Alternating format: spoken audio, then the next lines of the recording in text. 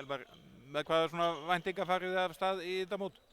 Það er bara náttúrulega fyrsti leikur mútið Úkraínu og svo bara leikur, bara hugsa hvern leik og bara reyna að komast upp úr þessum riðli. Þetta er erfiður riðill og við þurfum að vera efstir til að komast áfram í 8 liða, þannig bara markmiðið er að lenda fyrst þetta í bara riðlinum og komast í 8 liða.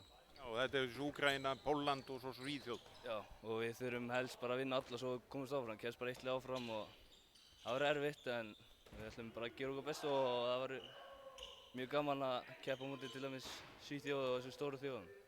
Þetta er svona happadrætti með þessi lið sem að lenda í öðru seti, það er eitthvað 2 þeirra sem komast kannski áfram, þannig að það er best að stefna bara á toppinn. Já, eins og eina sem maður veit er A og B riðillinn, það eru 2 lið þar sem komast áfram en eina sem ég veit er bara efsta liðið þar, ef við þurfum að vera efst til að komast áfram. En undirbúningur gengið bara vel og allir í góðu standi? Já, það hefur gengið mjög vel og við erum búin að vera mjög duglegir og allir vel stendur í það. Þú varst í HM-liðinu 19 ára í fyrra.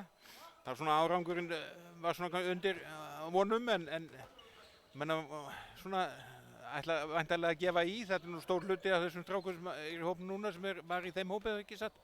Jú, og við vorum mjög svekktir eftir seinasta mót. Það var þessi Tékkaleikur situr ennþá í okkur og við ætlum bara að sýna bara að við erum ekki 19.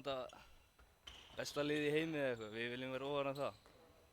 Þannig að það er bara farið út á fullu gasi og bara strax í fyrsta leik að Gylfa sólarhringur þetta er komið út.